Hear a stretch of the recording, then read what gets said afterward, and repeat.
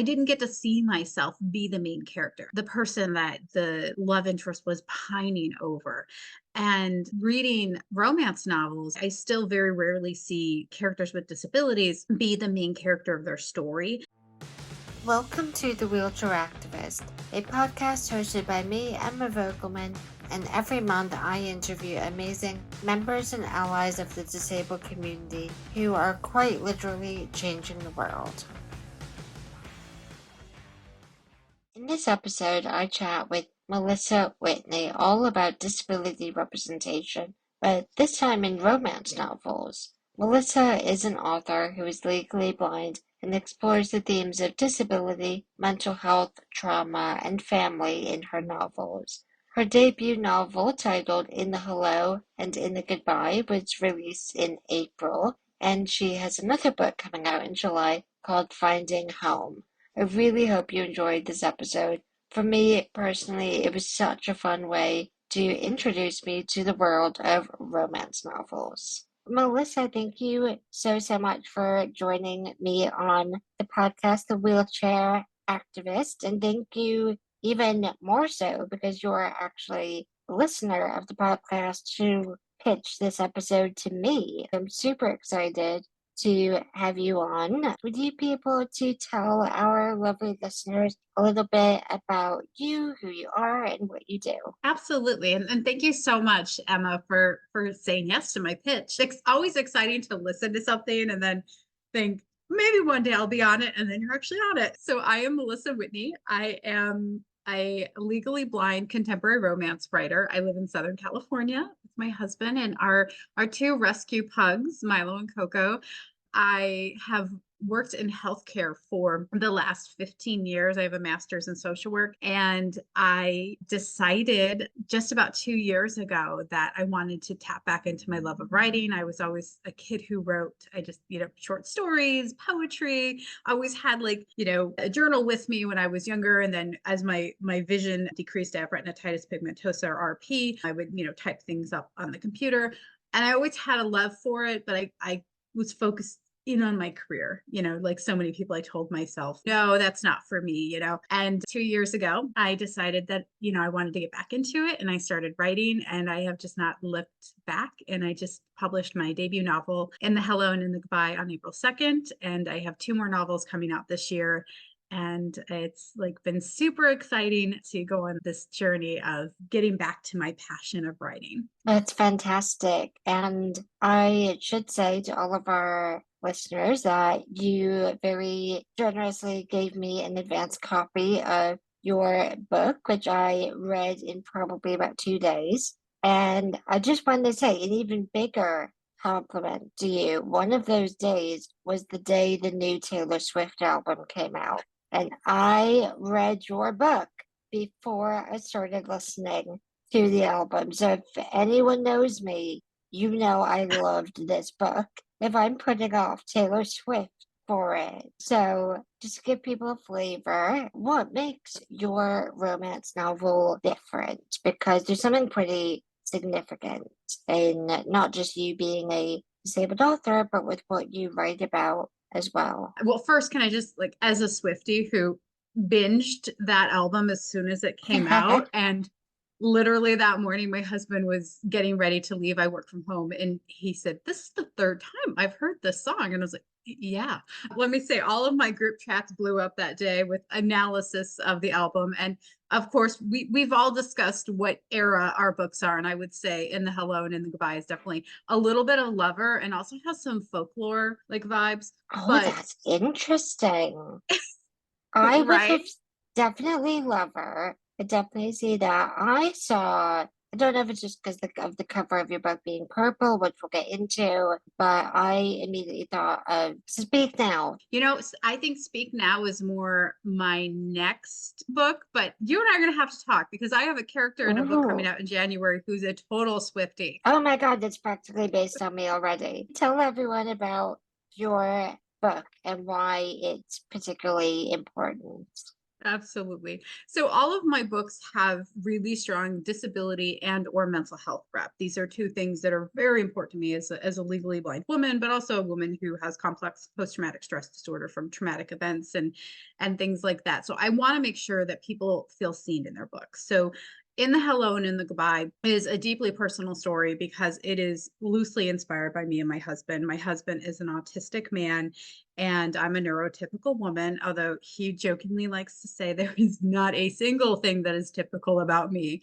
And he's like the perfect book boyfriend. Even when he does things that drives me nuts, I'm just like, oh, he's like, he always reminds me and goes, you have written every man. And it's basically a version of me. And I was like, I know. But he and I were kind of the inspiration for this. So this book focuses in on a relationship that's in peril in its dual timeline, going from the in the hello time when the couple is first meeting, and then also the here and now when it appears that they might be at their end. And Colm, the main male character, is an autistic man, and his autism is very much a part of the story and a part of who he is. But the way I like to write disability and mental health is while they are woven into the fabric of the story, they do not become the sole sum of who the character is. So I think that's something that I wouldn't say necessarily is unique to a Melissa Whitney story because there are other authors who do that really brilliantly with disability and mental health. But I think that it is not the quote unquote standard at this time for the majority of books that have disability and mental health within their format. Mm. I think that's something that's been kind of unique about my book and something I've really, really enjoyed writing. When you told me about the book before I read it, you mentioned, sort of the character archetypes and sort of the disability representation. I was so interested in it because, not only do I have, a lot of people in my life who are autistic, and I know not just, me as a wheelchair user, but autistic people, and honestly, every single type of disabled person is crying out for better representation. And I did post on my social media where I'm asking people for like their experiences of books, but particularly romance novels and disability representation, because my assumption was if it's being covered by sort of non-disabled authors, then it's probably not being done super well or super accurately. And that, that's a complete assumption on my part. And I can't say that I've read a huge amount of romance novels that aren't written by disabled authors. But I was so interested in seeing a character like that as a main character.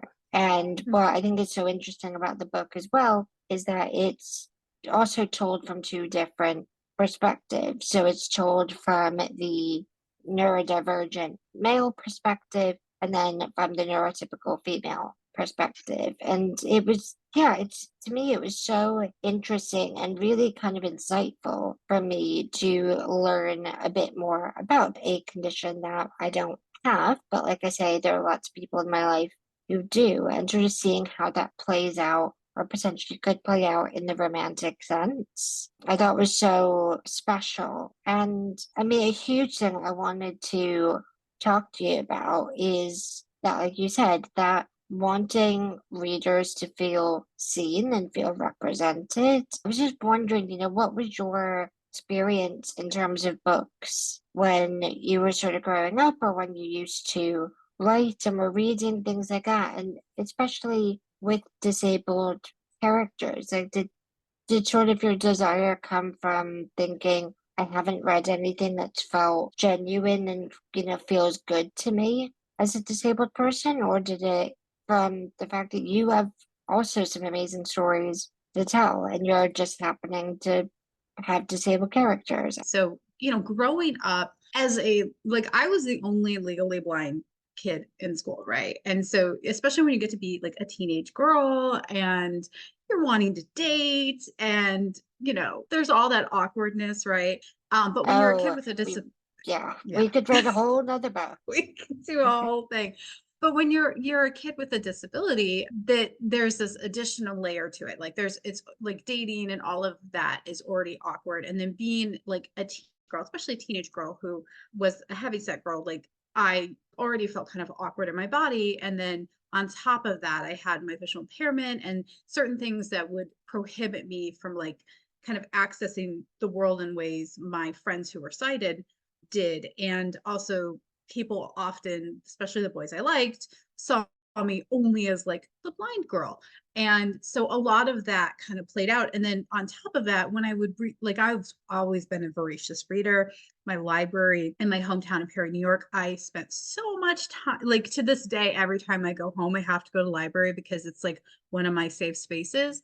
And I would, just consume books, right? The YA section, like all the Sweet Valley books and the Babysitter Club books when I was younger. And then I found Jane Austen and forget it, I was done. Then the Brontes and reading all the classics. But I never saw myself as a character. Like Mr. Rochester and Jane Eyre was the first time I read a character who was blind, and it was at the very end of the book. Yeah, after And this insane fire that sort of engulfs a whole manor, and things like that. So it's not exactly, yeah, yeah, so it's there was it's nowhere near you. absolutely. So there was no representation. And even like in like television shows, and there was rarely, I think like Mary, who was like the older sister on Little House on the Prairie, used to watch the reruns with my grandma, and she was blind. Fun fact, my name is Melissa Sue, and my mother named me after that actress. And so Oh when my she would, gosh. I know, and then when I like got diagnosed with my eye condition, I was like, I didn't like put two and two together until I was older because she played a blind character, and I was like, Mom, you should name me after the other one. But that was kind of like a Oh, running joke. that's so cute though. It is kind of cute. But there wasn't a lot of, I didn't get to see myself be the main character. I didn't get to see myself be the person that, the love interest was pining over. And reading romance novels and reading any novels, I still very rarely see like characters with disabilities be the main character of their story, and also have the main plot line not be just about how terrible their life is or how difficult their life is because of their disability. And that is not to negate the experiences of disability, which can be incredibly challenging, and some of the emotional labor that comes around that for people with disabilities. But there's also like a lot of joy and a lot of other fun stuff. So I think part of it was a desire to want to see stories that reflected my life as as a disabled woman, but also a woman married to an autistic man. And then also, like you said, I had ideas for stories, and this story and the hello and the goodbye came from a very raw place where it was inspired by a challenging time in my marriage the first year that we got married. And we obviously, like, it's been 5 years, we are very much steeped in our happily ever after, our HEA. And my husband is amazing and loving and supportive, and he was like such an amazing resource for me writing the book, and helping me get into the brain of an autistic man and capture that perspective. And he teased me, he's like, you've had 15 years of research, because we've been together in total for 15 years but married for 5. And so I think, yeah, a little bit of column A and a little bit of column B, of like a desire to want to see more characters like myself be the main character of a story, and also just pulling inspiration from my life. And because my life has people with it with disabilities, as well as mental health experiences, trauma experiences, and from various backgrounds, of course my stories are kind of going to reflect the kaleidoscope that is my life. Absolutely. I mean, I think, every good writer does draw on things from their own life, or they're things that are, purely imagined, but still are sort of rooted in real feelings and, all of that. I think part of the reason why I was also so interested in talking to you is because this isn't just a novel, it's a romance novel. Mm-hmm. And I will admit, and I've said this to you, that I hadn't really read a quote unquote romance novel before. I mean, I've read a lot of, young adult, like YA fiction, give me a fantasy young adult novel any day, and I'll be very happy. But I hadn't read something I would consider sort of just a romance novel. And I definitely had a lot of misconceptions over what your novel would be. I think, just my misunderstanding of romance novels is that they were all, really steamy and, they weren't particularly good storylines, sort of like things like that. But I was so proven wrong with your book because of course, there's romance, there's spice to it, in certain parts, but it was a really captivating story about these two young people who loved each other and went through something really difficult after several years of being together and sort of trying to navigate new ground. I was so curious because I've spoken a lot on TikTok and like other platforms about disability representation in mainstream media. And, there are so many examples I could share, but one example that some of my social media followers mentioned was that quite a few of them had read the book Me Before You. And so I'm so interested to get your thoughts on it because for me, the film Me Before You, I have criticized many times and will continue criticizing it because it goes to what you were saying about that very tragic disabled experience. And I completely agree with you that it shouldn't mean that being disabled is always happy clappy. It's not. It is very hard and there is an emotional toll with it, but the movie came across very one-sided, very tragic in terms of life with the disability. But people didn't find that with the book. They found that the book was a lot more detailed, it was a lot more nuanced, and it also didn't have the female character playing his PA slash carer as this sort of perfect person. And he was the focus of, he was the one that was broken. He was the one that was unhappy. And in the book, they painted her as more of a real person. So I'm curious, have you read that book? Have you seen that film? And yeah, do you have any thoughts on that? Yeah, so Jojo Muse is a phenomenal author. The Giver of Stars is one of my favorite books. It's this beautiful story about this group of women, and it's great. So she's a really, really great author who has the ability to take really complex things or things that don't appear complex and delve into a lot of facets of gender, race, class, ability. So I definitely think the film, and we see this a lot, kind of jumps onto one particular theme in an adaptation. And they try to, they want mass appeal. So they're going to tell a story that people are comfortable with. And the dominant narrative about disability is always that it is really like hard and it's sad and it's tragic. And that we as disabled people need to have like that able-bodied person who's going to come in and show us hope or have us learn how to love ourselves. And so I think the film kind of leaned towards that and it more of a as a love story, whereas Me Before You is not a romance. There's very specific criteria for a book to be considered a romance. The dominant plot of the book has to be focused in on the relationship and there has to be a guaranteed happy ending. Obviously, Me Before You, the book, and the Ah, film, yeah, they very different endings. But the book is more nuanced and has uncomfortable conversations, but does it in a thoughtful and sensitive way. We can still debate on, the ultimate decision as an author to have a disabled person who makes that decision to, but that is a process and that is a journey and that is a decision that there are people who are chronically ill or have such severe disabilities that they choose to make. And I think it's a really insightful exploration of that conversation.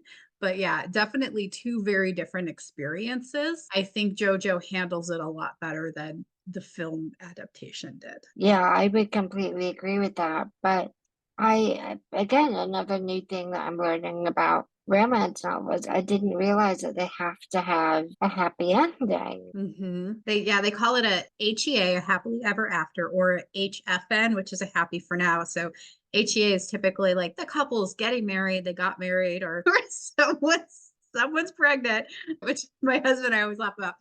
And or a happy for now is usually you just get like an epilogue where the couple is just together. Maybe they're out for coffee or they're going on vacation or they are moving in together. But you know that they are together. And so that's the beauty of like a romance. And I think that's why I jumped onto them, especially during the pandemic, because like I said, I work in healthcare. So I was really busy during the pandemic at the hospital, Mm, and I'm an audiobook reader. So I would have audiobooks on my way to work because I take public transport. But I really loved romance because even though you would go through these ups and downs and there was that angstiness of what is going to happen, or you would be having difficult conversations, you always knew it was going to end with a happy ending. And yeah, that's probably why people love romance so much, is like no matter what these mm. characters go through, you know that it's going to end well. So interesting. Mhm. I never knew that. And I think said to you as well, while we were scheduling this, that I've since read a couple more books that I probably wouldn't have, but because I'm interested in exploring like the romance novel space a bit more, and particularly the disabled written ones. Now I'm realizing one of the books is not a romance novel because it does not have a happy ending. Oh, what books did you read? So the one that I read that wasn't disability focused was The Idea of You, Mm-hmm. and that's largely because it's just been made into a film on Amazon, Dan Hathaway. I thought it looks like a watchable movie. I Yeah.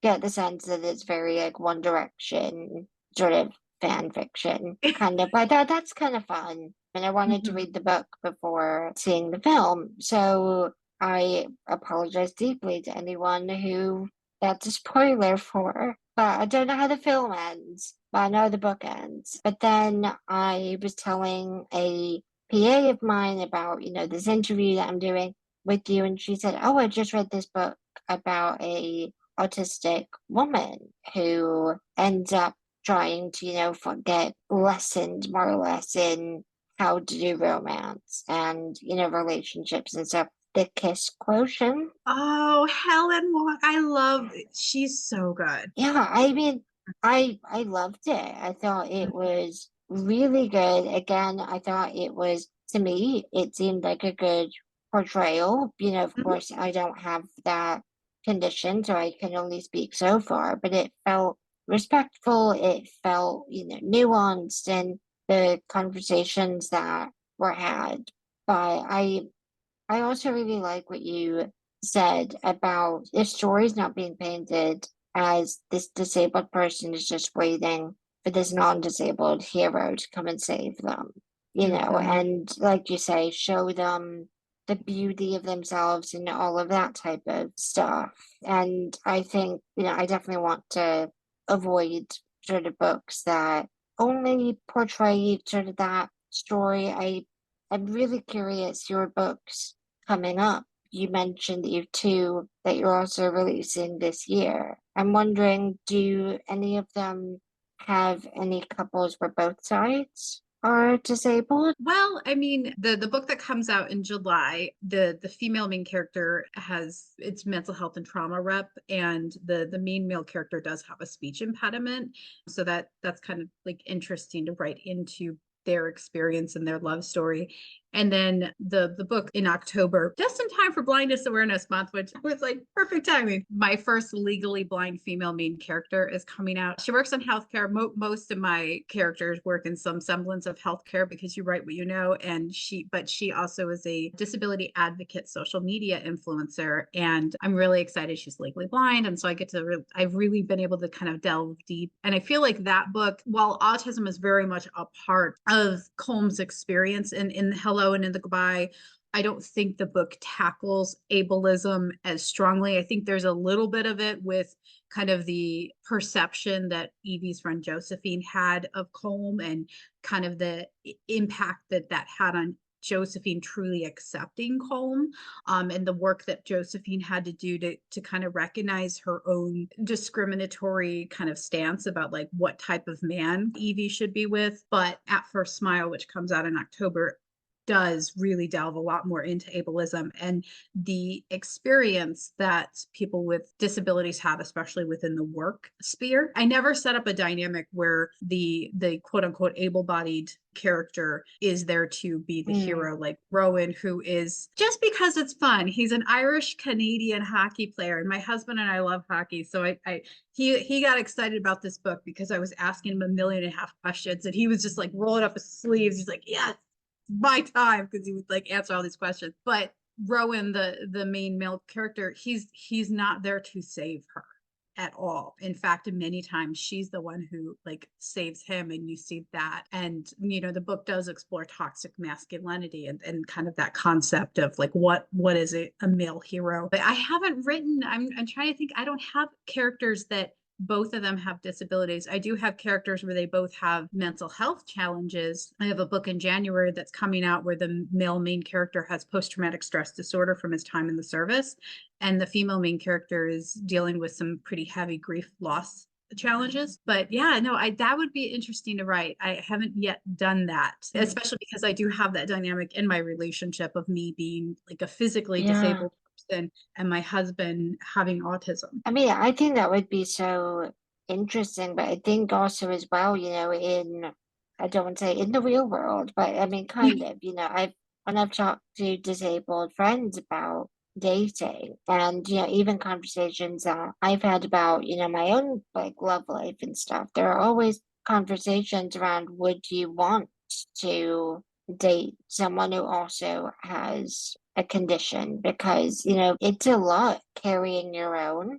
And, I think it's, of course, with every relationship you go into, you take on, some of their burdens, but their trauma, because that's just what you do in relationships. But I know I've had friends who have been in interabled relationships as well as a couple of friends who they've both been disabled. And Mhm. sometimes it's a really great dynamic and there's that shared understanding and that sort of empathy that a non-disabled person can't give to a disabled person because they don't have that lived experience. But I think it's so interesting, sort of, the different dynamics. And it was as you were talking, I was really thinking about your book In the Hello and the Goodbye. And I never saw Evie, who is the female main character who's neurotypical. I never saw her as Combs' savior. I never had that image. It was all very understanding. It was very like open, promoting communication. I think though, when you said it didn't really tackle ableism to an extent, I kind of agree. I agree that point around Josephine and her Mhm. assumptions about, oh, he's so shy, he doesn't try to put himself out there, and all of that in that character. But I would say that I think internalized ableism does come Mhm. out in your book. And this is one of my favorite things to talk about, not because it's fun, because it sure as hell isn't, but it's so real. And every disabled person I think feels internalized ableism to an extent. And it's such a hard emotion to deal with because you have the logical side of you, which is going, no, it's not a problem that I'm disabled. It's, society is the problem. They put in place the barriers, all of that. But then there are also your own feelings about yourself. And there's the emotional side of disability that thinks sometimes that you are less good because society keeps telling us we're less good. And, there's so much in that. And I think with your book, I do think Colm does struggle, I think, with internalized ableism because and I really want people who are listening to this to go and read the book. I don't want you to just sort of take my and your conversation as sort of the whole story because there's a lot in it. But I think, there are moments where he gets very frustrated with himself at his sort of rigidity in his Mhm. routines or things that he needs to do or be aware of and his own limitations. I hate that word, but for lack of a better word, I'll use that. And he gets very frustrated because he meets Evie, who is this sort of very bubbly, very social, warm, could talk to anyone person, and it seems like they're so opposite to each other. And I think he feels, and I'm wondering if this is sort of your interpretation of that character as well, but I really felt like he did deal with internalized ableism and feeling like he wasn't good enough or he wasn't the right person for her because of the way his autism impacted his ability to socialize and sort of be in crowded spaces, things like that. Absolutely. Yeah, because masking is a big topic within the autistic community, and I know it's something my husband has done, and that can lead into autistic burnout. And we see it as like a very like prevalent thing, especially folks who are like later in life diagnosed. My husband was, later in life, and like Colm was, 17 and when he was diagnosed. So you have 17 years of masking and feeling like you don't quite fit. And I had a conversation with my husband because I wanted to make sure that when I did that, I was representing that experience and telling that story. So I was very intentional with it, because while my husband and I have conflicts with how we experience our disability, because they're both so very different. Me as a legally blind, like physically disabled, physically more challenged, and his, experience is a little bit more emotionally challenged or like internally challenged. We both shared this idea of like masking, for a long time when I didn't have to yet use a cane, or wasn't using my white cane as much as I really should have been, because especially as a teenager, you want to be like just like everybody else. There is that masking that happens, and there's that internalized ableism where you're telling yourself, well, I have to act a certain way, look a certain way, be a certain way in order to belong, because we have institutions and structures that don't make space for people with disabilities. And so in order to make space for ourselves, we often put on a mask. And so I wanted to share that, and and I think that is woven throughout Colm's experience. And I hope when people read the book, they see that, and also see kind of the journey he goes on, but that also it isn't just his autism. I think there's a lot of aspects from his family of origin trauma that also impacts the way in which he sees himself and how he internalizes that. But I would 100% agree with you. And that was something I did very intentionally in the book, and put a lot of thought and research into making sure that I presented it in a sensitive way that didn't feel like it was, one, stereotyping people who are autistic, but also two, not kind of leaning into like a negative storyline that, it's so difficult. My life is so sad because I have autism. It's like, no, there are challenges and things that I'm struggling with, but also I'm a full-fledged human being who, is, I mean, he's just like the sweetest. He's just he's what we Mm, call in the romance world a cinnamon roll hero, because he is just nothing but comfort to the love interest, because he really is. You see that in the things that he does. He's just the yeah, sweetest. I need to learn more of these terms in the romance novel space because I mean it's so interesting when you said that. I thought, what does she mean? But as you explained it, I thought that does make a lot of sense. And I think one thing that I really like about the book as well is that the when there are times when his autism does impact and and she will be upset by something. He sort of doesn't go in either direction. I think you know what I'm trying to say, that she doesn't get angry and fly off the handle and is unreasonable and not understanding, but she is also emotionally impacted. So Mhm. she comes at it from like, look, I can be understanding and and get that logically, but I can also be upset because she's a person as well and has feelings as well. And I think that was also like quite a nice nuanced portrayal of having a partner who does have a disability, or even just having a friend who has a disability.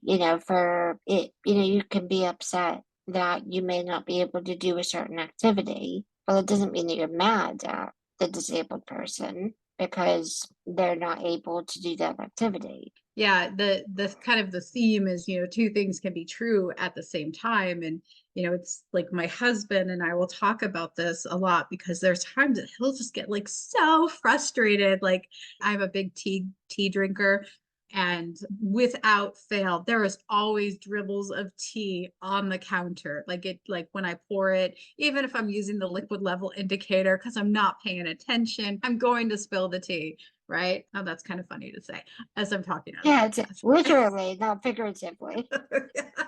I mean, I'll do both, but I will do that. And my husband will get so frustrated that there's dribbles of tea that I don't see, and he'll have to, he'll wipe it up. Whereas, like, he at the same time, he's understanding that I don't see it, but he's still frustrated with it. And vice versa. Mm, Like, I understand that, when we go to parties, we've got a time limit and he's got to tap out at certain points. And like it frustrates me because I am very much Evie. I didn't realize how much I was Evie until my husband read the book, and then he just like calls me Evie around the house. But I want to like, dance that up one more dance, and I want to talk to one more person. And mm, my husband's like, he's hit his social battery is done and he wants to go, and I'm frustrated with him, but at the same time I completely understand. And so we've just kind of, as a couple, we've accepted that as our universal truth, that two things can be true, that you can both be incredibly frustrated with someone but also like very understanding to why this is happening, and love and mm. support them at the same time. And I wanted to make sure to tell that because I think that's another stereotype within a lot of romance genres, or excuse me, romance books, is to have the able-bodied character be this like white knight, for lack of a better term, Yeah. and we'll use that as gender neutral, that they're perfect and they're going to always say and do the right things and they're going to swoop in, and they're not. And Mm, Evie doesn't always say the right things, and she, and she also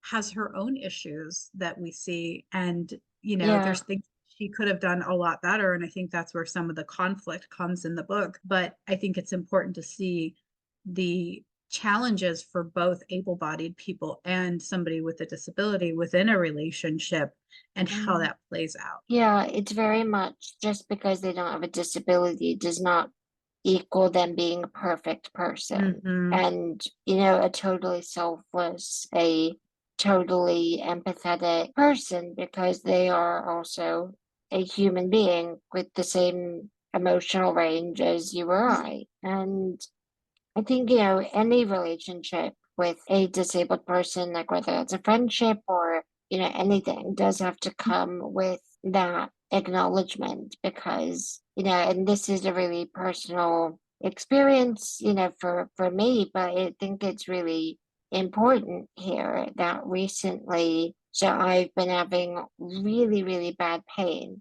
recently. So I've had a couple of scans, nothing's broken, we don't know what's wrong, but anyway, so, been in a lot of pain. And someone close to me one time just got really frustrated with the fact that, I wasn't, after all these months, that it wasn't improving. And, they ultimately said, like, I'm sorry that I reacted that way, but it was because it's really hard to see someone you love in pain, Mm-hmm. and they're quite, I know that we don't like the word suffering, and I don't believe that as a disabled person, you like inherently suffer. I hate when they say Mm-hmm. like suffers from spina bifida.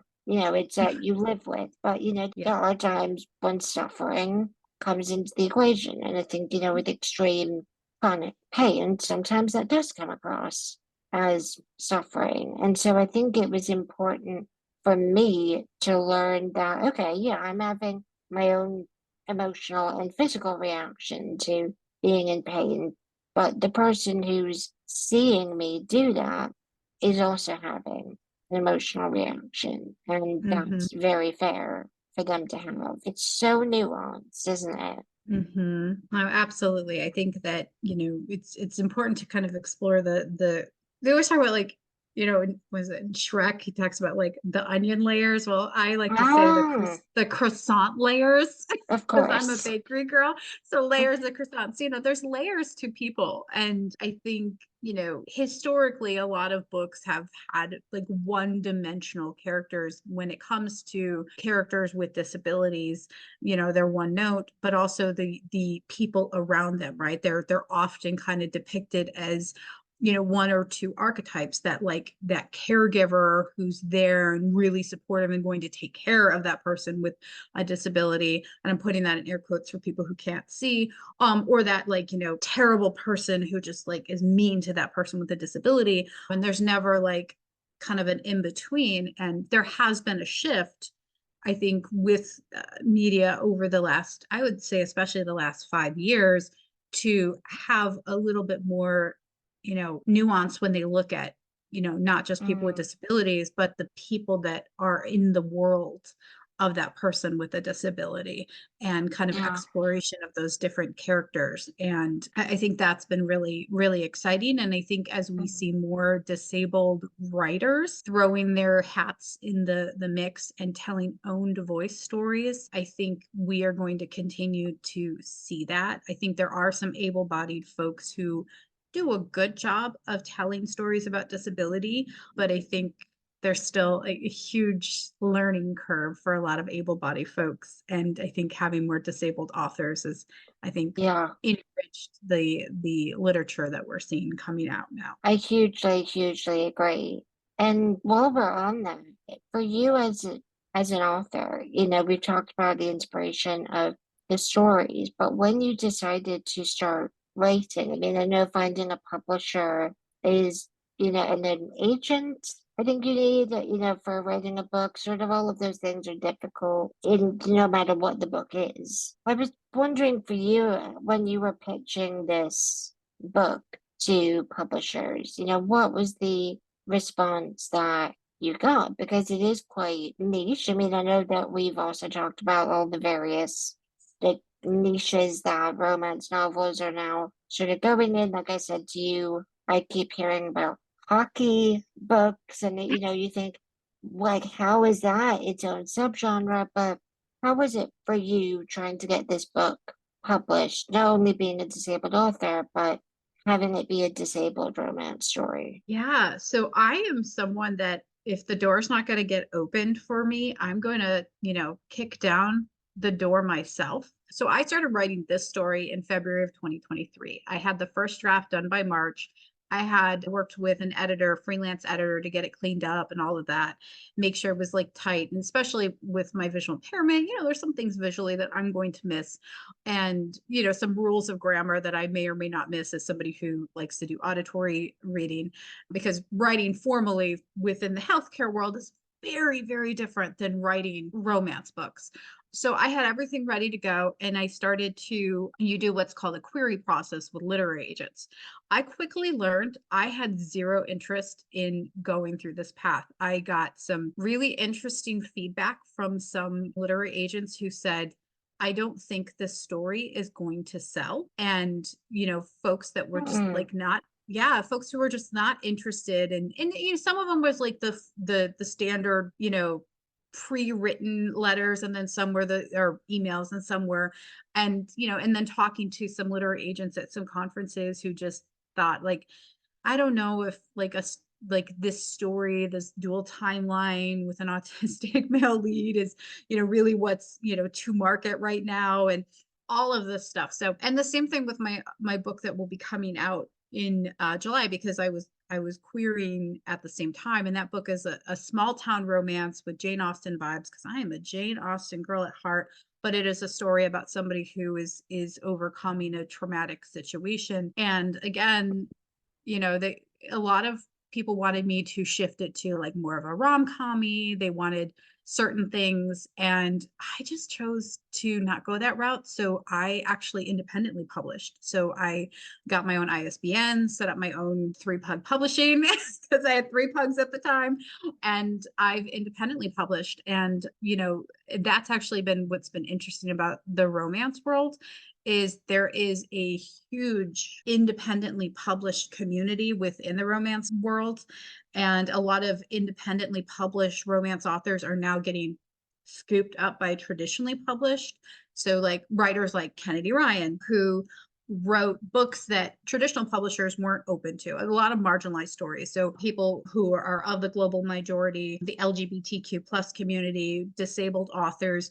These are stories and voices that the traditionally published world has long been ignoring, or they've allowed folks not of that marginalized group to tell those stories, to tell our stories, or they want those stories to fit a very specific narrative. Now, it is starting to change. I want to honor the work that traditional publishing is doing, but when you look at statistics, there is still a lot of work that needs to be done in who is telling stories, what stories are being published, and not only what stories are being published, but what stories are getting like the marketing power behind them to get those stories out there. So knowing that this was going to be a really hard path forward, just hearing the feedback from the literary agents that I was interacting with, that I was querying, and because the literary agents are basically the gatekeepers to get traditionally published, like you have to get a literary agent who then, once they feel the story is ready to go,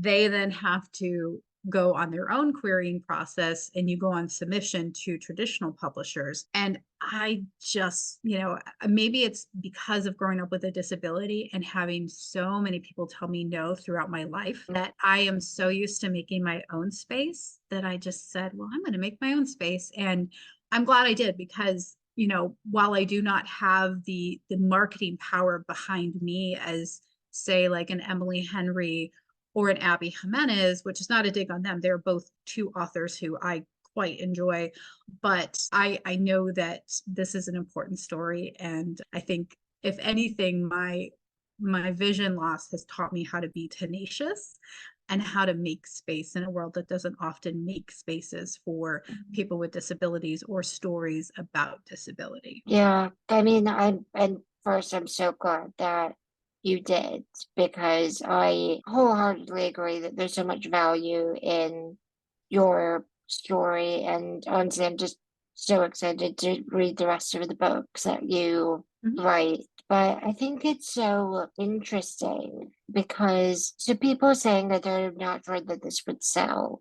So this is something that I come across so much in terms of, with the work that I do, in the charity sector, but in the, the disability activism space. And we talk so much about, the spending power of disabled people. So, if companies, businesses, services made a more inclusive customer offer or acknowledge disabled people, disabled customers, etc., then disabled people are more likely to spend their money with those companies. And Mm. there's in the UK, I off the top of my head can't remember what is called the purple pound, which is essentially the spending power of the disabled community in the UK, all over 14 million of us, but it's billions and billions of pounds. And it just is maddening to me that people have said to you, oh, we don't think this is going to sell, because I know so many disabled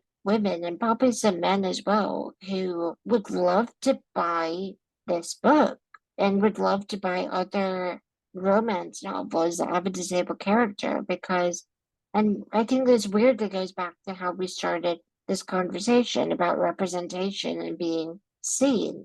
And I know from me, growing up, I was the only disabled person that I knew. And there was only one other disabled adult that I knew, and she was married and ended up having children. The children bit was, very much against medical advice, that was a whole other thing. But I didn't see any other disabled women in romantic relationships. So Mm-hmm. how the hell am I supposed to imagine myself in one? Because I have no reference point for what a successful relationship with a disabled person looks like.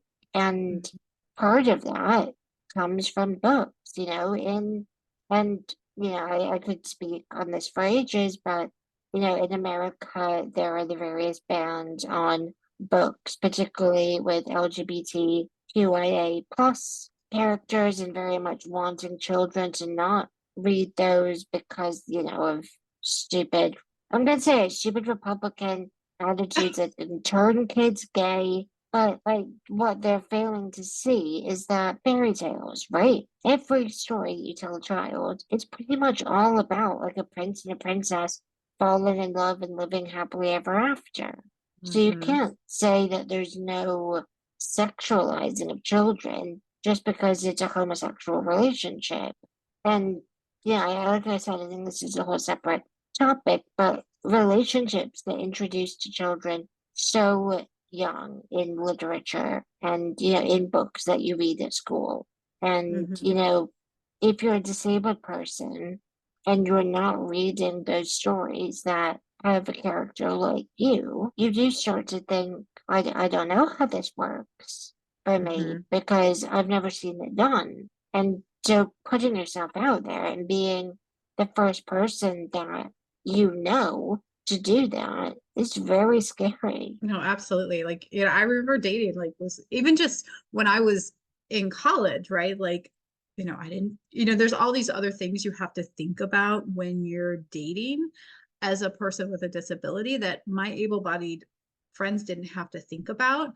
And I wanted to, especially with At First Smile, which comes out in October, I captured that in it, like Penn needing to know, where are we going? I need to know that. You can't just like surprise me. And my husband laughs about this because I have to know, because as a blind person, I have to make plans. I have to know how to Yeah. get there, how I'm going to get home. Can I get the menu in an accessible format? Is there, all of these things that we have to consider.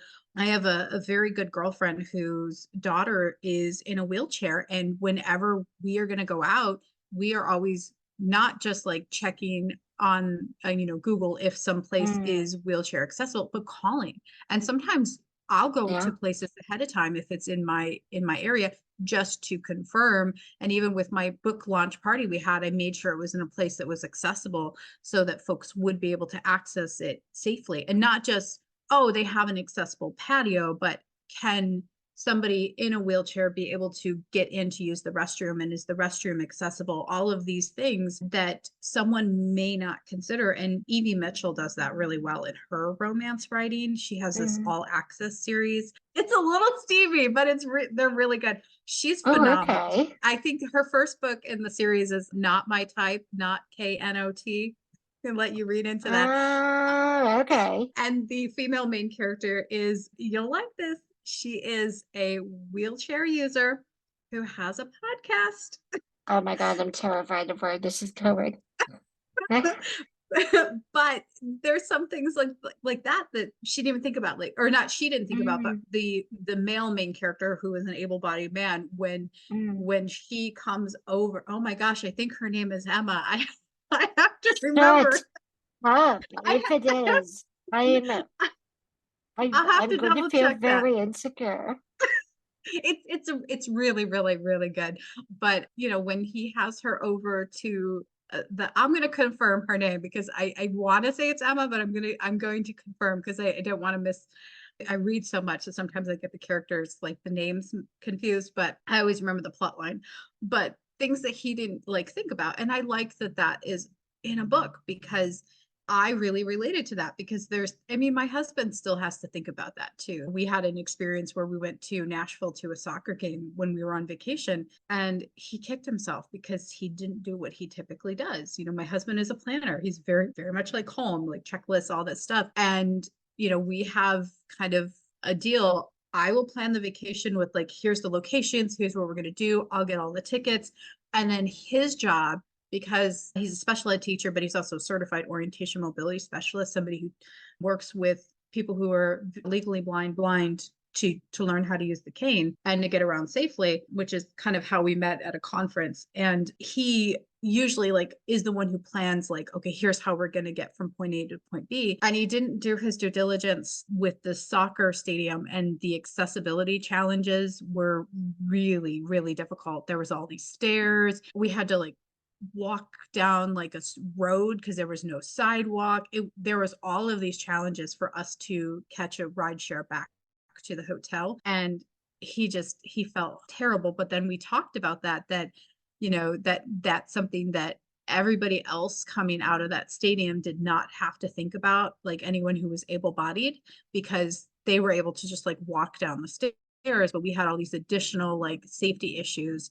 And then, he had said, oh my gosh, if one of us was also using a different adaptive device, like a walker, or if we were wheelchair users, this would have been completely Mm, untenable. So things like that you don't consider. And then when you read about it in a book, it's like, for me as a person with a disability, it's like you feel so seen. But then as an able-bodied yeah. person reading it, I think it opens your eyes to an experience that you weren't quite aware of. Yeah, I mean, I always say that if a non-disabled person went to their local post office and they came back and you said to them, was there a step to get into that post office? I'm not going to blame them if they don't remember because it's not a barrier for them. So Mm-hmm. why would their brain register that there's a step? But, but once you do have that awareness of, oh, okay, if I need to be more conscious of places that have steps and think about the groups of people that means it's not usable, it is really eye-opening. And, right now I work in transport and, disabled people's access to both public and private transport. And we did this big survey at the end of 2022, published a report last year, and one of our questions was, as a disabled person, like how often are you planning your journeys in advance? And I think it was 3% of people that said that they don't plan. And I thought, well, that makes so much sense because, like you said, it isn't enough to just. I mean, well, going online and looking at, say, a restaurant's website is planning,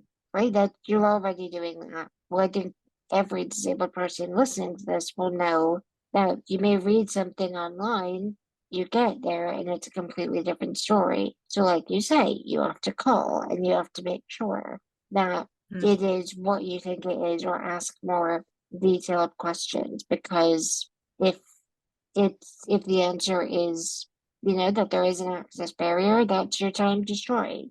And Mm-hmm. it's wasting your time, it's spoiling an opportunity that you could have gone somewhere else, all of that. So, it is really frustrating as Yeah. a disabled person to have to do all of that, but it is really essential. And I think all types of impairment groups have various reasons for needing to plan things meticulously. And just when you were saying about, a surprise type thing, I, like you, if someone said, get in the car, we're going to, like, I'm going to take you on surprise, I would not get in the car. I could just, because part of me would be going, okay, but have you checked that where we're going has this, and this? How long are we going to be gone for? Have I charged all of my equipment? And, so it seems to me so like incongruous with like romance when you think about, grand gestures and surprises and Mm-hmm. stuff within romance, but for disabled people, that can be someone's worst nightmare, or it can just be a total flaw. Well, and I think too, like looking at books, especially books written by disabled people or people who are just really immersed within the disability community and who are really thoughtful to how they're portraying that, you don't lose the romance, right? Because that's kind of a misnomer, like, oh, you're not gonna. And so, looking at like what Evie Mitchell does, or Hannah Bonham Young is another disabled romance writer. She wrote the book Out on a Limb, which is about a female main character who has a limb difference, which Hannah also has. And then the male main character has an amputated leg after a battle with cancer.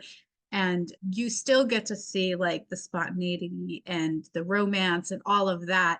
It's just done like in a way that is in more in alignment with the experience that that person with a disability can truly enjoy. And I wanted to make sure like I showed elements of that with even just like within in the hello and in the goodbye, when you look at Evie and Colm's first date, like that was like a really sweet romantic date. But Colm, who planned it, did it based on what he knew he needed in order to be like the fully present within that Yeah, And experience, and he kind of talks mm, about it and alludes to it. And while that chapter is from Evie's perspective, I kind of wanted to show that. And like even my husband, when he's going to take me out, he factors in the things that I would need, but he also has to factor in the things that he would need as an yeah, autistic man. yeah, it's interesting. And as you were saying it, some of the most romantic parts of your book were really planned. I mean, that's kind of the part or the point of like the second half of the book, Mhm. really, is these planned big gestures. But just because it's planned doesn't mean it's not still romantic. So I have a couple of like last couple of questions for you. I'm dying to know what the feedback has been to your book. I'm aware that it's been out maybe in just about a month, but Mhm. I mean, I've told you how much I love it, but yeah, what type of reception have you had? I have been like overwhelmed with how positive the reviews have been, and from readers who have reached out to me.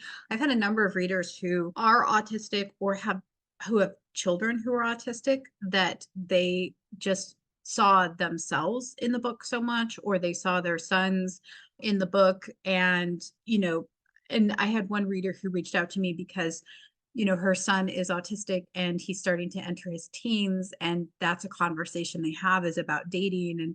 And she's like, I don't know how to navigate this because I've never had another, male in my life who's autistic who also dates. And she was really excited to see a man who was doing that and in the book. And then I shared some things with her about my husband because an autistic man, he's a special ed teacher, he works with kids who are also on the spectrum. And so he's very much an example of the things that you are able to do. You're only limited by yourself. Yes, we do have institutionalized structures in place that don't make space for people with disabilities, but also as people with disabilities, we often limit ourselves, as we talked about the internal ableism. And so my husband can be an example. So I've had a lot of really great feedback in the reviews, although I'm not allowed to read the reviews. My husband told me, so he reads them, and so does my really good girlfriend, and then they tell me. They're like, for your own mental Okay. health, don't read the reviews, we'll read the reviews.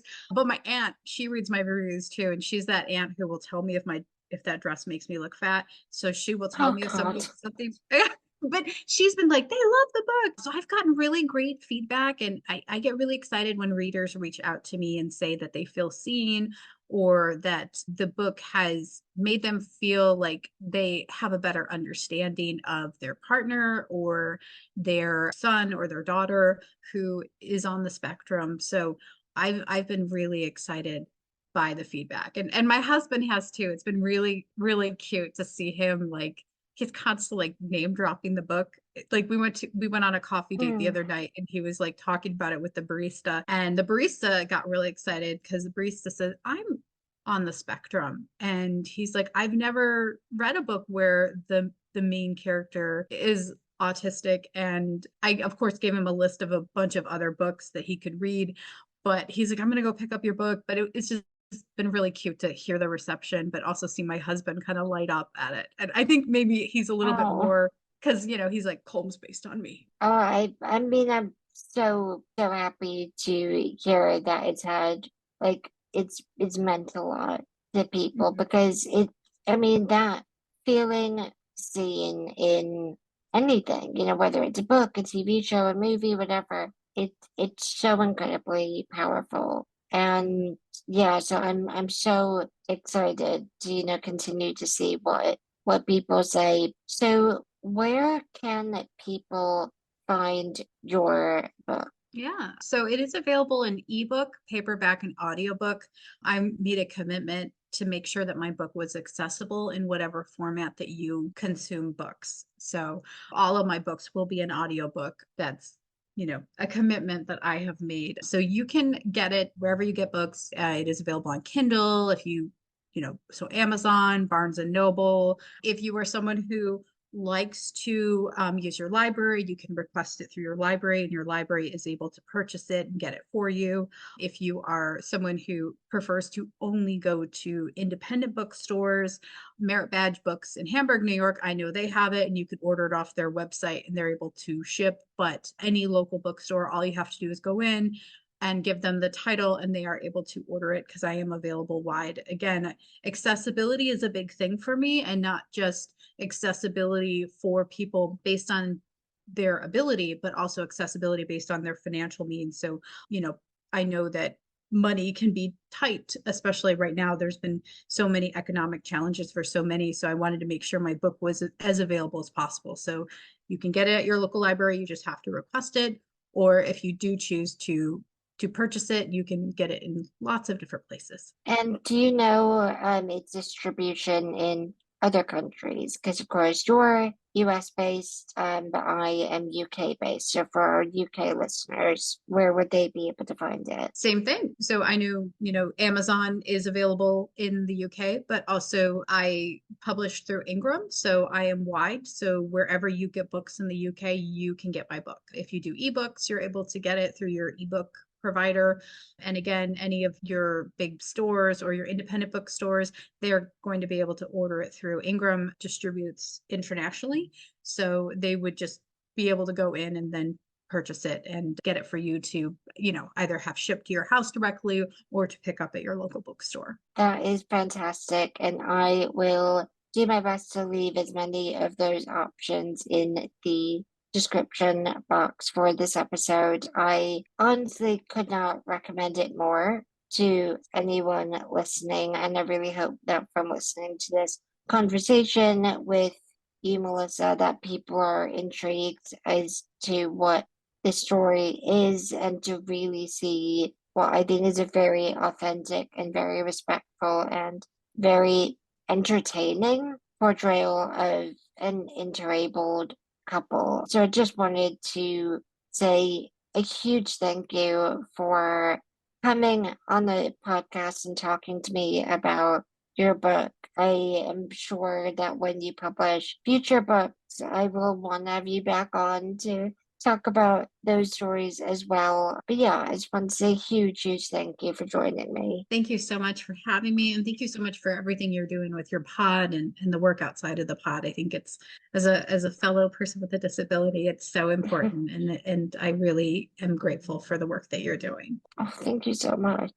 I hope you enjoyed this episode of The Wheelchair Activist with Melissa Whitney. I had so much fun talking to her and learning about the world of disability in romance and romance novels more generally. Please check out her debut novel, In the Hello and in the Goodbye. It was released earlier this year, and I highly, highly recommend it.